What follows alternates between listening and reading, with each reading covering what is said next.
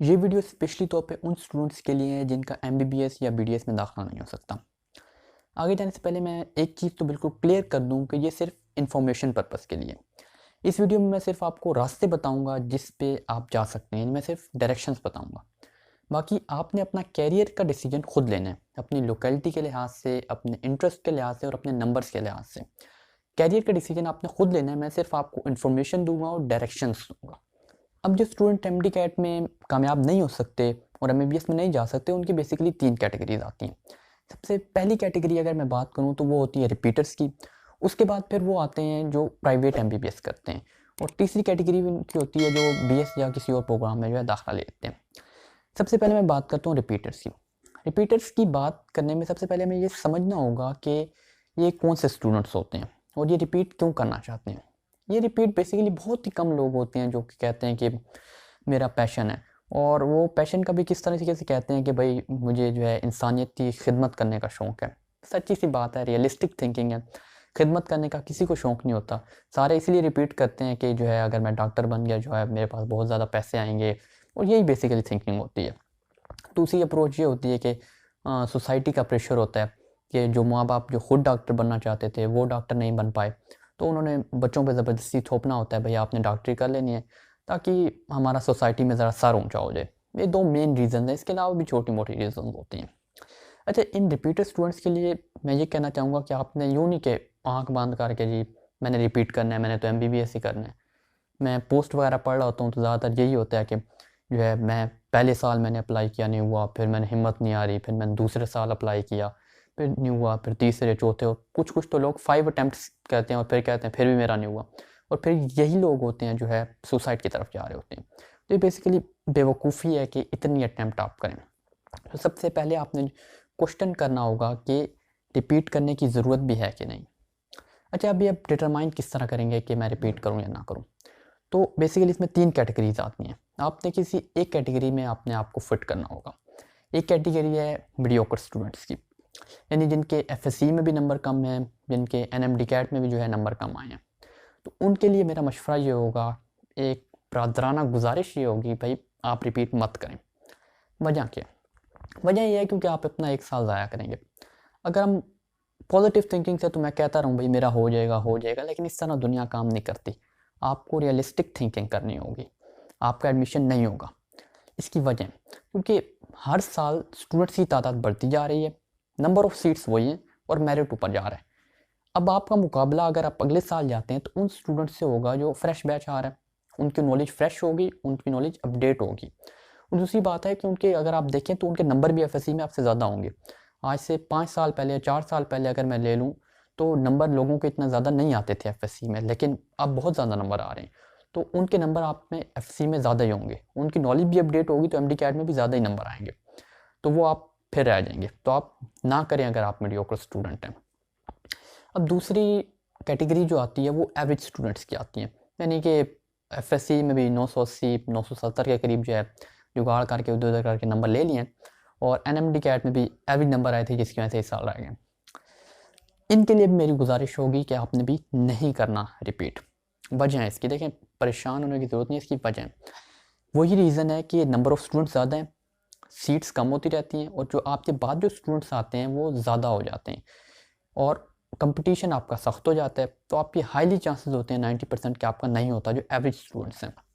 तो आप साल रिपीट करने का कोई फ़ायदा नहीं है। तो आपने क्या करना है मैं वीडियो के एंड पे बताऊंगा, तो आपने पूरी वीडियो देखनी है। थर्ड कैटेगरी ऑफ स्टूडेंट्स हैं एक्स्ट्रा ऑर्डिनरी स्टूडेंट्स, जिनके एफएससी में भी अच्छे खासे नंबर थे, तकरीबन 1010 प्लस या 1020 प्लस थे या 1030 प्लस, और उनका एनएमडी कैट भी बेहतर हुआ था, लेकिन 0.1 या 0.5 या 0.4% एग्रीगेट की वजह से उनका नहीं हो पाता। तो उनके लिए मेरी एडवाइस होगी कि आप रिपीट कर लें, क्योंकि बहुत ज़्यादा स्टूडेंट्स ऐसे भी होते हैं जो लक की वजह से, या उस टाइम उनकी तबीयत ठीक नहीं होती, या प्रेशर ज़्यादा होता है, या किसी भी वजह से वो नहीं कर पाते, लेकिन वो डिज़र्विंग होते हैं, तो अगले साल वो कर जाते हैं। मेरे बहुत से दोस्त हैं जिन्होंने रिपीट करके किया। तो सिर्फ एक्स्ट्रा ऑर्डिनरी जो स्टूडेंट्स हैं जिनके नंबर एफएससी में भी ज़्यादा, एनएमडी कैट भी अच्छा हुआ था, लक की वजह से वो रह गए या बाई चांस रह गए, वो रिपीट करें। बाकी एवरेज और मीडियोकर स्टूडेंट्स रिपीट ना करें क्योंकि वो अपना साल ज़ाया करते हैं। बहुत से बच्चे सोच रहे होंगे भाई ये बताता क्या था जा रहा है भाई आप MBBS ना करें, एवरेज वाले भी ना करें, मीडियोकर वाले भी ना करें, तो सोच रहे होंगे भाई हम जाएँ कहाँ। बताता हूँ भाई, इसकी आंसर जो है वीडियो के एंड पे होगा, तो आपने वो लाजमी देखना है। अब सेकंड कैटेगरी जो आती है वो होती है प्राइवेट स्टूडेंट्स की। अब जो लोग प्राइवेट MBBS करते हैं उनकी भी दो कैटेगरीज हैं। या तो जो है कहते हैं अपने आप को कहते हैं कि मुझे बहुत पैशन है, तो अब्बू को कहते हैं भाई आप पैसा बने जो है मैंने डॉक्टर बनना है। हालांकि पैशन वगैरह कोई नहीं होता और ना इनमें इंसानियत की खिदमत का जज्बा होता है। बस इन्होंने अपने साथ जो है डॉक्टर का लेबल लगाना होता है, फेसबुक पे लिखना होता है जी डॉक्टर XYZ, तो भाई मैं डॉक्टर हूँ, और जो है वाइट कोट में तस्वीर बनानी होती है, बस सोशल छोड़ने होते हैं, इंसानियत की खिदमत कोई वगैरह नहीं होती। सेकंड कैटेगरी इनकी आती है जो उनके माँ बाप चाहते हैं, अमीर भी होते हैं और माँ बाप चाहते हैं भाई डॉक्टर बने, तो जिनके लंदन में फ्लैट्स वगैरह होते हैं या इस तरह के यानी बहुत अमीर वगैरह होते हैं, तो वो चाहते हैं कि हम जो है MBBS करें। सबसे पहले तो भाई मैं बताता हूँ ये बेवकूफ़ी है कि आप प्राइवेट MBBS करें। भाई मुझे गालियाँ देना ना शुरू हो जाना, मैं बताता हूँ इसकी रीज़न आपको देता हूँ। मेरा एक जानने वाला था, तो उसने जो है उसका पब्लिक में नहीं हो सका MBBS क्योंकि उसके नंबर कम थे, बहुत कम थे, तो उसने जो है डबल पैसे देकर जो है प्राइवेट में करवा लिया। प्राइवेट में भी डबल पैसे दिए। हुआ क्या कि उसको पढ़ने का शौक तो था नहीं, बस उसको सो कॉल्ड पैशन था जिसे आप कहते हैं, नहीं डॉक्टर का नाम लगाने के लिए जो है उसने स्टार्ट कर दिया। तो अब फर्स्ट ईयर में वो बुरी तरह फेल हुआ, उसका पढ़ने का दिल नहीं करता था, फर्स्ट ईयर में फेल हुआ तो सिर्फ फिर डबल फीस के साथ फिर फर्स्ट ईयर में दाखिला लेना पड़ा। तो ये मसले मसाइल हो जाते हैं। और प्राइवेट MBBS वैसे भी आप तो बहुत महंगे, बहुत कम ही लोग अफोर्ड कर सकते हैं, यानी तकरीबन 80 लाख से 1 करोड़ तक चला गया, तो आपने बिल्कुल नहीं अप्लाई करना। अच्छा, आप कुछ मंचले ऐसे भी होंगे जो कहते होंगे भाई हमें पढ़ने का शौक़ है, पैसे भी लगा लेंगे तो हम प्राइवेट MBBS कर लेते हैं, उनको भी मैं कहता हूँ नहीं करना भाई आपने। वजह एक और मेरा जानने वाला था जिसने प्राइवेट MBBS कर लिया, यानी MBBS उसने कंप्लीट कर लिया, लेकिन इनको जॉब्स का भी बहुत इशू होता है, यानी उसको पब्लिक जॉब बहुत कम मिल रही थी या दूर दराज इलाकों में मिल रही थी, तो बहुत जॉब्स का इशू होता है। तो उसने पहले 3 से 4 साल तो बहुत स्ट्रगल किया प्राइवेट MBBS करने के बाद, यानी 1 करोड़ लगाने के बाद भी आप इतना स्ट्रगल कर रहे हैं, और उसके बाद या छोटी मोटी वगैरह जॉब आप कर रहे हैं और किसी प्राइवेट हॉस्पिटल्स वगैरह में छोटी मोटी जॉब मिल जाती है, क्योंकि जो प्रेफर किया जाता है वो पब्लिक जो स्टूडेंट्स होते हैं, गवर्नमेंट के जो मेडिकल स्टूडेंट्स होते हैं उनको पब्लिक प्रेफर किया जाता है। इसकी वजह ये होती है क्योंकि गवर्नमेंट उन पर पैसा लगा रही होती है, तो वो चाहती है कि वो हमें सर्व करें।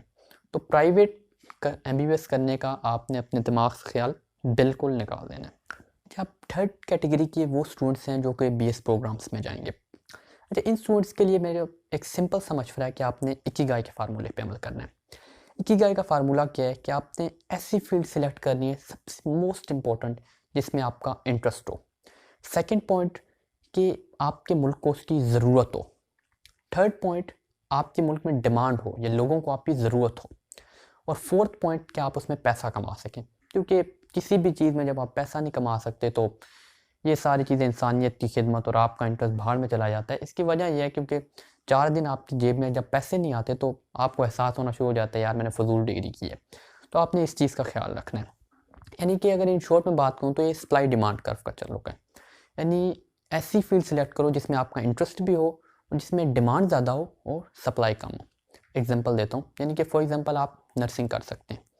अब नर्सिंग का समझाता हूँ। अब बहुत से लोग सोच रहे होंगे भाई ये तो ज़नाना फील्ड है, समझाता हूँ। आजकल ये हो रहा है कि जितने भी हॉस्पिटल्स हैं वहाँ पे जो है मेल नर्सेस की सीट्स अवेलेबल हैं। पंजाब के लेवल पे तो मुझे पता है, अब दूसरे सूबों का मुझे अंदाज़ा नहीं है। पंजाब में पिछले दिनों जो है मेल नर्सिंग की बहुत सी सीट्स आई हैं और म्यू हॉस्पिटल में जो है वैकेंसीज़ का उन्होंने जो है ऐड वगैरह दी हुई थी, और वो मेल नर्सिंग के लिए जो है डिफरेंट जो है कॉलेजेस वगैरह बना रहे हैं ताकि मेल नर्सिंग को प्रमोट किया जा सके, क्योंकि नर्सिस की शॉर्टेज है पाकिस्तान में। और ख़ास तौर पे आगे आने वाले सालों में जो है मेल नर्सिंग का जो है रुझान बढ़ रहा है। यानी नर्सिंग की फील्ड जो है वो सप्लाई डिमांड कर्व के एन मुताबिक बैठ रही है। यानी डिमांड कम है, डिमांड ज़्यादा है और सप्लाई जो है वो कम है। तो अगर आप सप्लाई प्रोवाइड कर दें तो आप फेमस हो सकते हैं और ज़्यादा पैसा कमा सकते हैं। अब जैसा कि मैंने पहले कहा, सिर्फ सप्लाई डिमांड कर्व भी इंपॉर्टेंट नहीं है बल्कि इंटरेस्ट भी इंपॉर्टेंट है। अगर आपका नहीं है इंटरेस्ट नर्सिंग में, कोई बात नहीं है, आप DPT चूज़ कर सकते हैं। अच्छा, DPT होता क्या है? अगर DPT आपने की हुई है लोग मालची मालची पुकारें तो आपने बिल्कुल घबराना नहीं है। इसकी वजह डीपीटी वो होते हैं जो कि स्पोर्ट्समैन के साथ, या लेट्स से कि क्रिकेट टीम है तो क्रिकेट टीम, आपको देखा होगा कभी बॉलर को कोई चोट पड़ी है, वो नीचे बैठा हुआ है तो वो स्प्रे मारते हैं या टांग को आगे नीचे पीछे करते हैं तो वो 1 आवर बाद दोबारा वापस आ जाता है। तो वो जो होते हैं वो बेसिकली फिजियोथेरेपिस्ट होते हैं। अब कुछ लोगों ने ये भी कहना है भाई वो टीम तो एक ही है, उसमें 2 या 3 या मैक्सिमम 5 वो सिलेक्ट कर लेंगे फिजियोथेरेपिस्ट, ज़्यादातर एक ही होता है, तो भाई हम उसमें किस तरह सेलेक्ट होंगे, तो अपॉर्चुनिटी कम है। लेकिन ऐसा नहीं है, हर हॉस्पिटल वाले तकरीबन फिजियोथेरेपिस्ट हर फील्ड के लिए अलग-अलग सेलेक्ट कर रहे हैं आजकल। अगर पब्लिक में देखें और प्राइवेट में डेफिनेटली है ऐसे ही। होता क्या है कि अगर लेट्स से कि एक पेशेंट आया है, वो है जॉइंट्स की प्रॉब्लम के साथ, तो उसके साथ एक फिजियोथेरेपिस्ट होना ज़रूरी है ताकि उसको जॉइंट्स ज़्यादा प्रॉब्लम ना हो, या मसल्स की प्रॉब्लम के साथ।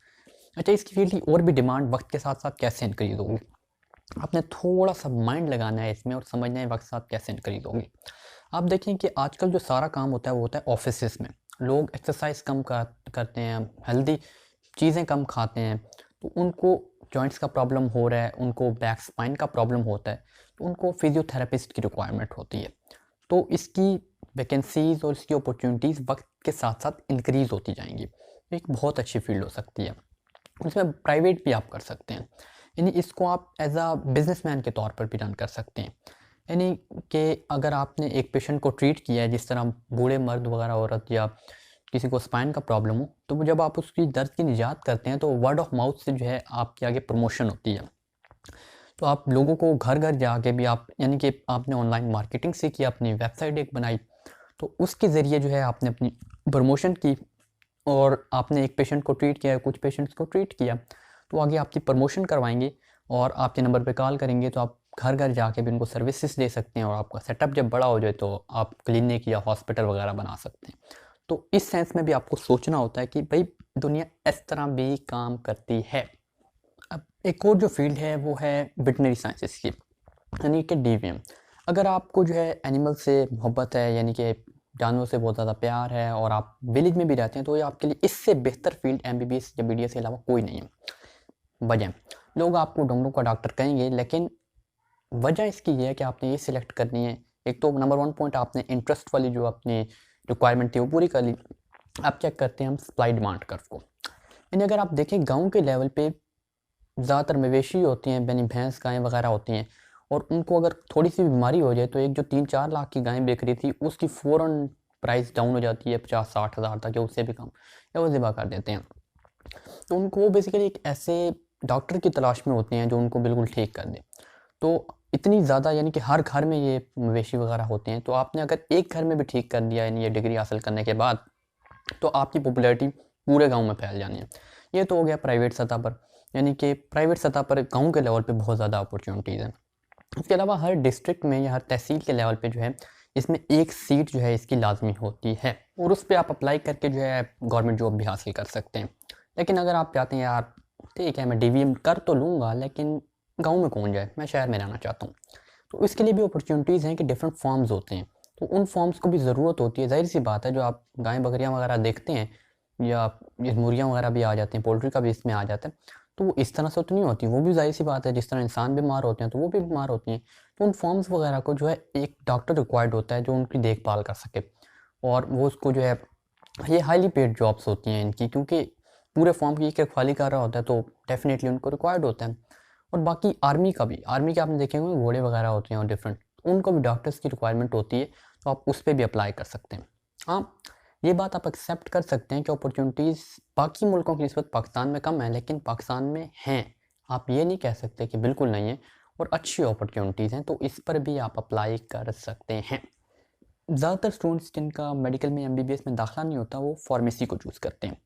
यही वजह है कि फार्मेसी का जो है मेरिट भी आगे चल जाता है, ज़्यादातर अबाउट 85 से 92% के दरमियान रहता है फार्मेसी का मेरिट। ये वेरी करता रहता है डिफरेंट ईयर्स के हवाले से। तो फार्मेसी आपने कब सिलेक्ट करनी है, पहले तो ये आपको पता होना चाहिए। तब सिलेक्ट करनी है जब आपका दवाइयों में इंटरेस्ट हो, यानी गांव के लेवल पे या शहर के लेवल पे ज़्यादातर लोग जो है, जो बच्चे स्टोर्स पे खड़े होते हैं, तो इनका इंटरेस्ट होता है कि कौन सी मेडिसिन किस हमने हवाले से देनी है, किस अपने कह सकते हैं कि डिज़ीज़ के हवाले से देनी है। तो इस बात का थोड़ा बहुत अगर आपको इंटरेस्ट है तब आप आ सकते हैं। सेकंड पॉइंट जो ज़्यादातर लोगों को नहीं पता होता, मार्केटिंग में, अगर आपका मार्केटिंग में इंटरेस्ट है वेदर वो ऑनलाइन मार्केटिंग है या डिजिटल मार्केटिंग या डिफरेंट मार्केटिंग आपको पता है, पता होना चाहिए अगर फार्मेसी के लिए। इसकी क्या वजह? इसकी वजह ये है क्योंकि 4 साल का जब आप कोर्स कर लेते हैं फार्मेसी का, ज़्यादातर लोग एक्सपेक्ट कर रहे होते हैं कि हमें फार्मास्यूटिकल कंपनी में जॉब्स मिलेंगी, लेकिन ज़्यादातर जॉब्स नहीं मिलती। तो उन्हें अपना बिज़नेस स्टार्ट करना पड़ता है, यानी उन्हें अभी अपना कोई स्टोर वगैरह खोलना पड़ता है, तो उसके लिए मार्केटिंग की रिक्वायरमेंट होती है। या डिफरेंट जो फार्मास्यूटिकल कंपनीज़ होती हैं, वो भी उन्हें जो पढ़ाया जाता है उससे रिलेटेड नहीं होता, उनको मार्केटिंग रिक्वायर्ड होती है। आपने देखा होगा जिसमें फार्मास्यूटिकल कंपनीज़ जाती हैं, उनके बंदे आते हैं कि दवाइयाँ अपनी प्रमोट करवाने, मेडिसिन्स। तो जिसकी मार्केटिंग की स्किल्स अच्छी होती हैं, उसका फार्मेसी में आगे जाने के बहुत ज़्यादा चांसेस होते हैं। तो नंबर 1 पॉइंट आपका इंटरेस्ट होना चाहिए, नंबर 2 पॉइंट आपकी मार्केटिंग स्किल्स अच्छी होनी चाहिए, यानी अगर आपको सेल्स का शौक है तब आप फार्मेसी में आ सकते हैं और आपको प्रेफर करनी चाहिए फार्मेसी। इसके अलावा जो रिकमेंडेड फील्ड्स हैं वो है ऑप्टीमेट्री। ऑप्टीमेट्री बेसिकली होती है आँखों से रिलेटेड, यानी कि अगर आपने देखा हो, अपने इर्द गिर्द भी देखें तो कोई ना कोई आपको ऐसी बूढ़ी खातून या ऐसे बूढ़े मर्द, या आजकल तो बच्चों में भी होने लगे कि आँखों के मसले ज़रूर होंगे, तो वो किसके पास जाते हैं? वो जाते हैं दुकान पे, भाई हमारी आँखें चेक करो और ऐनक बना दो। ग्लासेस वगैरह जो बनाते हैं वो ऑप्टोमेट्रिस्ट होते हैं, उन्होंने पूरा कोर्स किया होता है। इनको पहले देखते हैं कि जो है इसकी आँख की नज़र कितनी कम है, उसके मुताबिक लेंस बनाते हैं और फिर आपको ग्लासेस देते हैं। तो आपने ये भी नोट करेंगे इसमें भी सप्लाई डिमांड कर्व का कोई यानी मसला नहीं है, यानी इसमें भी डिमांड वक्त के साथ साथ ज़्यादा ही होनी है, कम नहीं होनी। और इसमें प्राइवेट बहुत ज़्यादा अपॉर्चुनिटीज़ हैं, तो आप डॉक्टर के साथ इस तरीके से काम कर सकते हैं। तो इसमें अपॉर्चुनिटी इसमें भी है और वक्त के साथ ये ज़्यादा ही होगी। अगर आपका इंटरेस्ट है इस तरह की फील्ड्स में, तो इसमें डिमांड सप्लाई डिमांड कर्व बेहतरीन है। इसके अलावा क्या? इसके अलावा होते हैं लैब के काम, यानी MLT, मेडिकल लैब टेक्नोलॉजी। आपने देखा होगा कि डॉक्टर आपको कोई दवाई वगैरह लिख कर देता है और साथ में टेस्ट लिख के देते हैं, तो आप टेस्ट करवाने किसी लैब के पास से जाते हैं। तो लैब में कुछ लोग बैठे होते हैं जो आपको सैंपल वगैरह लेते हैं, ब्लड का हो या जिस भी यूरिन वगैरह का हो या कोई भी सैंपल हो, स्वैब हो, तो वो फिर टेस्ट करते हैं। तो वो जो होते हैं वो बेसिकली उन्होंने MLT किया हुआ होता है। तो इसमें भी प्राइवेट ज़्यादातर इसमें है कि प्राइवेट इंस्टीट्यूशन जितने भी हॉस्पिटल्स हैं, ज़ाहिर सी बात है उनके साथ लैब्स रिकमेंडेड होती हैं, तो उसमें जॉब्स अवेलेबल हैं। इसके साथ जो है MIT है, मेडिकल इमेजिंग टेक्नोलॉजी, यानी कि जो एक्सरेज वगैरह करते हैं और CT स्कैन वगैरह, वो उन्होंने MIT किया हुआ होता है। तो इसकी भी जो प्राइवेट हॉस्पिटल्स हैं उसमें जो है फील्ड्स अवेलेबल हैं। इसके अलावा जो है एनेस्थीसिया है। एनेस्थीसिया के अलावा यानी डॉक्टर जब भी करते हैं, सर्जरी वगैरह करने की कोशिश करते हैं, तो उससे पहले एनेस्थीसिया दिया जाता है। तो अगर एनेस्थीसिया वाला बंदा ना आए तो डॉक्टर सर्जरी नहीं कर सकता, यानी सर्जरी से पहले जो एनेस्थीसिया देता है उसके बाद उस बंदे को जगाता है, तो वो उसने जो एनेस्थेटिक्स का कोर्स किया होता है। तो वो भी आप कर सकते हैं अगर आप जो है किसी और फील्ड में इंटरेस्टेड नहीं हैं। इसके अलावा ऑडियोलॉजी है, यानी कि जिनको इसका मसला होता है, एयर्स का मसला होता है, सुनने में प्रॉब्लम हो रही होती है, तो वो ऑडियोलॉजिस्ट का कोर्स कर सकते हैं। इसके अलावा आजकल कार्डियक परफ्यूजन का भी एक कोर्स आया हुआ है, यानी कि जिसको हार्ट का प्रॉब्लम होता है तो डॉक्टर्स को स्पेशली तौर पर कार्डियक परफ्यूजनिस्ट की रिक्वायरमेंट होती है, ताकि जो है उनको हार्ट की सीरियस डिजीज़ जो है उसको वगैरह को कम किया जा सके। इस तरह की बहुत सी फील्ड्स हैं। अच्छा, ये तो थी सारे हॉस्पिटल से रिलेटेड कोर्स थे और हॉस्पिटल से रिलेटेड जो है जॉब्स थी। अब इसके अलावा आ जाते हैं आपके पास जो है BS प्रोग्राम्स। ज़्यादातर लोग क्या ये करते हैं कि उनको इन चीज़ों में पसंद नहीं आ रही होती कि ये क्या हॉस्पिटल से रिलेटेड, मज़ा नहीं आ रहा, उठते हैं और जी जानी चल ऐड देखा है BS का तो BS में ठोक देते हैं। आपने इस तरह बिल्कुल भी नहीं करना, ये डिज़ास्टर होता है। अब BS के लिए रिक्वायरमेंट है, सबसे पहली जो BS के लिए रिक्वायरमेंट है वो है आपका टीचिंग में इंटरेस्ट होना चाहिए। बिलीव मी कि BS करने के बाद ज़्यादातर लोग टीचर ही बनते हैं। ये कहते हैं ना कि जो आप तो फवाद चौधरी भी आ गया है, साइंस एंड टेक्नोलॉजी बहुत आगे जा रही है, 5 साल बाद यहाँ खड़ी होगी, बहुत ज़्यादा रिसर्चेज हो रही हैं, आपको इस यूनिवर्सिटी में बुलाया जाएगा। भाई सब बकवास है। मैं आपको प्रैक्टिकली और रियलिटी दिखा रहा हूँ, क्योंकि BS करने के बाद सिर्फ ज़्यादातर आपके पास टीचिंग ही की अपॉर्चुनिटीज़ होती हैं। मेरे ख़ानदान में बहुत से लोगों ने किया हुआ है, मेरे जानने वाले बहुत से हैं, तो टीचिंग के अलावा बहुत ही कम अपॉर्चुनिटीज़ होती हैं। कभी कभार इधर उधर रिसर्च असिस्टेंट की आ जाती है, लेकिन वो बहुत ही कम पोस्ट होती हैं और एक आध पोस्ट होती है पूरे 1 साल बाद आती है। तो अगर आपका टीचिंग में इंटरेस्ट है तब आप आएँ, यानी कि टीचिंग में इंटरेस्ट तो है, चले आपने डिसाइड कर लिया टीचिंग में इंटरेस्ट है, BS में आना चाहते हैं। एक और जो फैक्ट अपने यानी दिमाग में पूरी तरह बिठाना है वो ये है कि आपको सरकारी नौकरी नहीं मिलने वाली। भाई आपको मायूस नहीं कर रहा, हर बात ये करूँगा ये भी ना जाओ ये भी जाओ, मैं फैक्ट बता रहा हूँ। इसकी वजह है अभी जो PPSC के एग्ज़ाम्स होते हैं, क्योंकि मैं रियलिटी चेक कर रहा हूँ, मेरे सामने मेरे जानने वाले इधर जा रहे हैं, मैंने खुद इन जगहों पे देखा हुआ है। PPSC के जो अभी एग्ज़ाम्स हुए हैं उसमें अगर मैं उर्दू के पोस्ट की बात करूँ तो 40,000 बंदा था और 100 सीटें थी। अब बाकी 39,900 कहाँ जाएगा? तो उनके पास कोई प्लान नहीं होता। उन्होंने भी इस तरह BS में आ जाते हैं, प्लान होता नहीं है, इसलिए तो पाकिस्तान में अनएम्प्लॉयमेंट ज़्यादा बढ़ती है। तो आपने सोच समझ के जाना है। पहली रिक्वायरमेंट कि आपका टीचिंग में इंटरेस्ट हो। दूसरी रिक्वायरमेंट ये है कि आपने सोच के रखना है कि आपको सरकारी नौकरी नहीं मिलने वाली, तो आपके पास प्लान हो।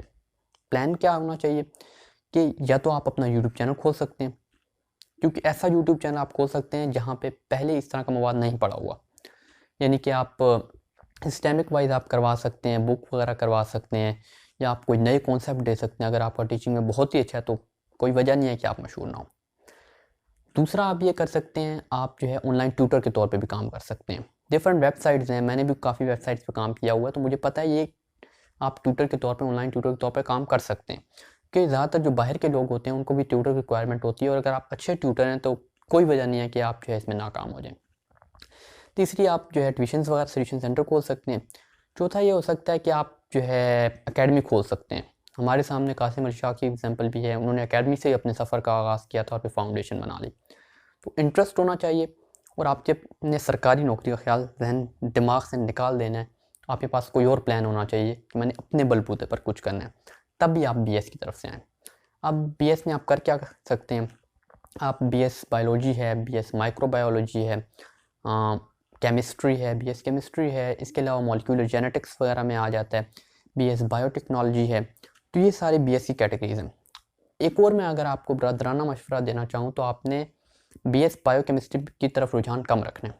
इसकी वजहें, क्योंकि जितनी भी पोस्ट्स आती हैं टीचर के लिए, या तो वो स्पेसिफाई करते हैं कि आप हमें बायोलॉजी की टीचर चाहिए, या वो स्पेसिफाई करते हैं केमिस्ट्री की। अब जो बायोकेमिस्ट्री वाले होते हैं वो सेंटर में रह जाते हैं, यानी उनके इक्वलेंट फिर करार दिया जाता है बायो को, तो वो बहुत मुश्किल हो जाता है। उसको प्रेफर किया जाता है जिसने प्योर बायोलॉजी में किया हो। तो आप बायोकेमिस्ट्री की तरफ थोड़ी सी प्रेफरेंस जो है कम रखें। तो ये सारी की सारी जो इन्फॉर्मेशन थी ये थी BS के हवाले से। अब इस पूरी वीडियो की समरी क्या है? समरी ये है कि भाई अगर आपका MBBS या BDS में दाखिला हो गया तो बहुत मुबारक हो। अगर आपका नहीं हुआ तो आप या तो बनेंगे रिपीटर। अगर आपने रिपीट करना है तो रिपीट सोच समझ के करना है। ये नहीं हो कि आंखें खुली भाई पैशन चढ़ा हुआ मैंने तो रिपीट करना है। नो, इस तरह आपने नहीं करना। जिस तरह मैंने कैटेगरीज बनाई, अगर आप कैपेबल हैं रिपीट करने की और आप अगले साल कर सकते हैं, तब सिर्फ आपने करना है। आपने साल अपना ज़ाया नहीं करना बेवकूफ़ों की तरह।